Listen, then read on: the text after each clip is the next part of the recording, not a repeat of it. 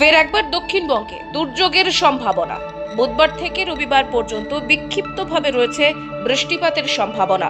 বৃহস্পতি ও শনিবার অপেক্ষাকৃত বেশি বৃষ্টি হতে পারে, সঙ্গে বইতে পারে ঝোড়ো হাওয়া।